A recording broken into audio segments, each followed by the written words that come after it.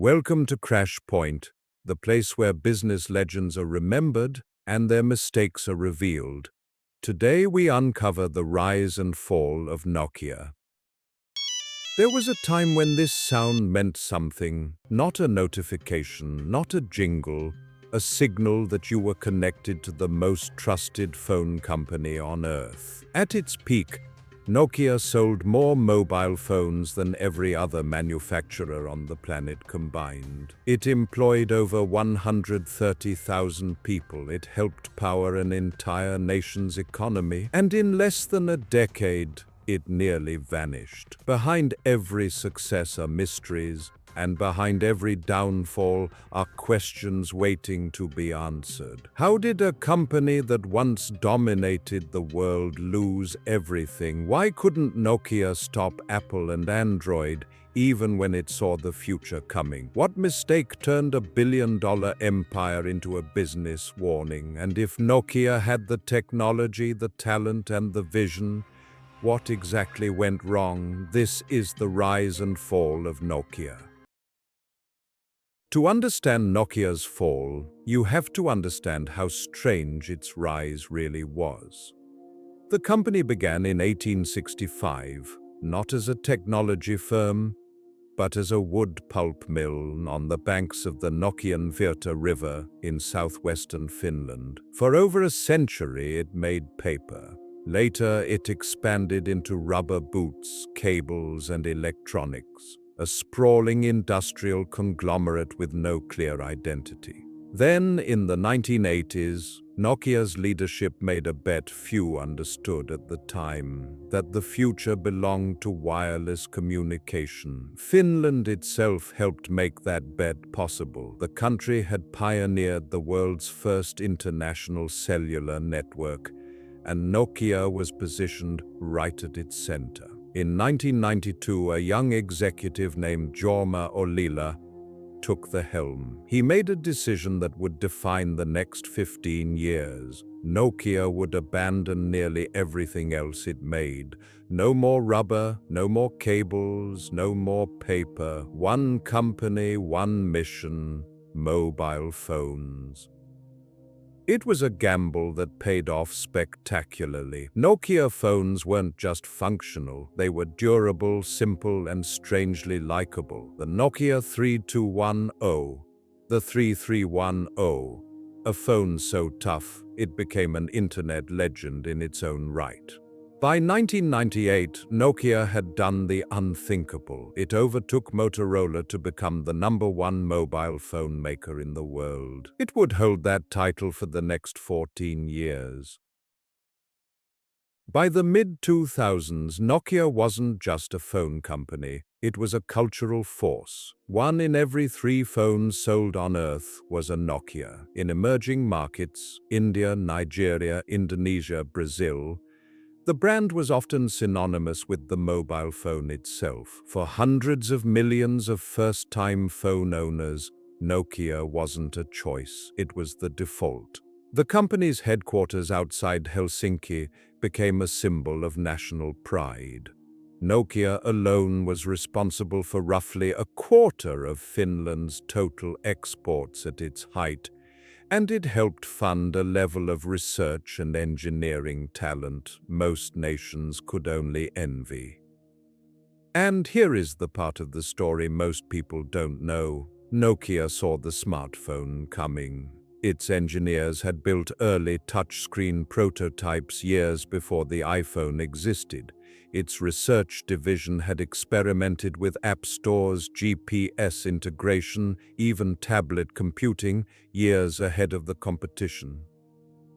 The technology was there, the vision was there. What Nokia lacked wasn't innovation, it was the will to act on it. Every empire has an internal weakness long before the world sees it collapse. For Nokia, it was the operating system running underneath the glass. Nokia's phones ran on an operating system called Symbian, powerful for its time, but increasingly rigid and difficult to update. Different Nokia devices ran different incompatible versions. Developers found it a nightmare to build for. Inside the company, former employees have described a culture that had grown risk-averse. Nokia was so dominant for so long that its own success became a kind of blindfold. Middle management reportedly filtered out bad news before it reached the top. Ambitious internal projects were slowed by bureaucracy, competing divisions, and a reluctance to cannibalize a product line that was still, on paper, wildly profitable. Why launch a radical new touchscreen phone when the old formula was still selling 300 million units a year? It's one of the oldest traps in business. The thing that made you great becomes the thing you can't let go of. And then, in January 2007, in an auditorium in San Francisco, everything changed. Apple unveiled the iPhone, a single slab of glass with no physical keyboard, a fully touch-driven interface, and an operating system built from the ground up for a new kind of computing. Inside Nokia, the reaction was reportedly one of doubt, not alarm. Executives pointed to the iPhone's high price, its lack of a physical keyboard, its short battery life, and Apple's total inexperience in the phone business. Nokia had been building phones for decades. Apple had never built one at all. That confidence turned out to be catastrophic. The iPhone wasn't just a new phone, it was a new category. And shortly after, Google's Android operating system gave dozens of other manufacturers a fast, free way to compete in that same category.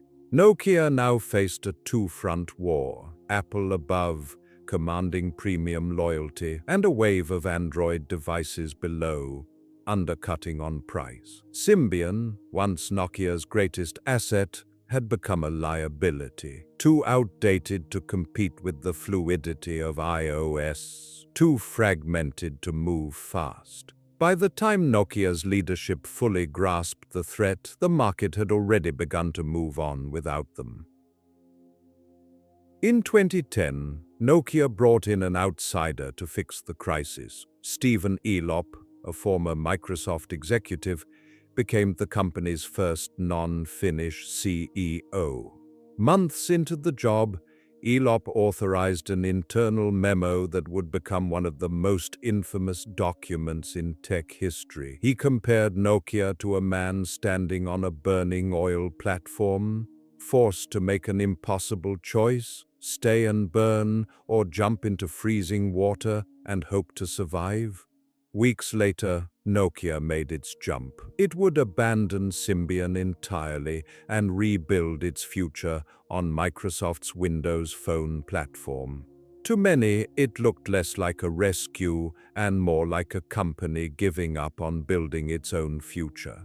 The Lumia line that followed was, by most measures, well designed, praised for its camera technology and distinctive look, but it entered a market that had already crystallized around two ecosystems, iOS and Android. Consumers weren't just buying a phone, they were buying access to an app library, and Windows Phones was nearly empty by comparison. Nokia's global market share, once over 40%, collapsed into the single digits within 3 years. Layoffs followed. Tens of thousands of jobs cut across Finland and around the world. Factories closed.